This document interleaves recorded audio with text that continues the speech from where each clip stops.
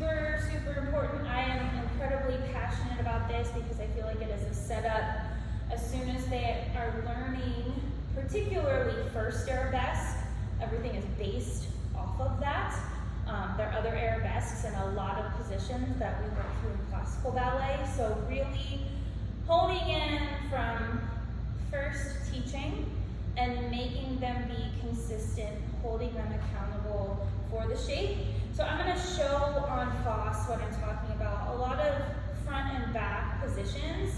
We're going to have lined up in front of the nose. So we're not going off the shoulder here, but lined up with the nose for devant as well as derriere. So if they pass through first, there is just the tiniest bit. It's really just a toe swinging across to have that leg lined up. Same with that derriere position. Same for dégagés.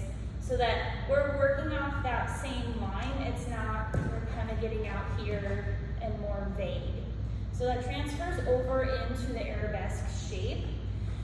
If they are in first or fifth position, that we're making them tendu, line up their legs, they're crossed. And then if we're putting the arm on top of it, so we're doing a first arabesque, that it's lined up with your nose. Okay, so height of that front arm and even the back arm can be different.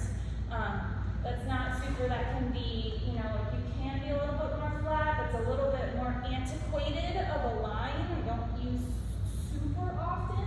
It's usually just slightly above the shoulder, so that chin is slightly lifted too is kind of the most common place for it. But I mean, like, front arm can go up, especially as the leg lifts. We don't want it super high, but just making sure.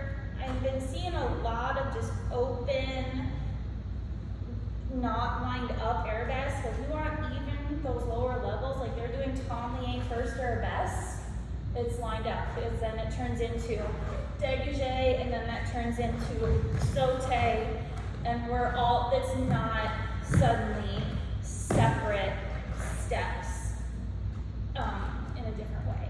So we want to have those all lined up like progression as they go through the levels. So anyway, that's my first arabesque passion. So off of that, I'm going to turn to the side, décolleté.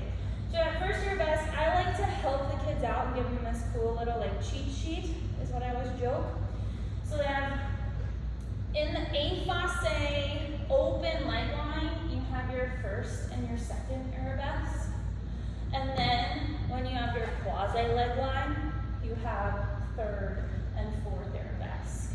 So that first arabesque is right arm, I'm going to the right side right now. So like the right arm is in front of the nose, and then the arm switches. And then you have that same setup of the arms, but you have the quasi leg line. So you have quasi third arabesque, fourth arabesque. Usually in first and third, head shape, I'll show it on FOSS for you.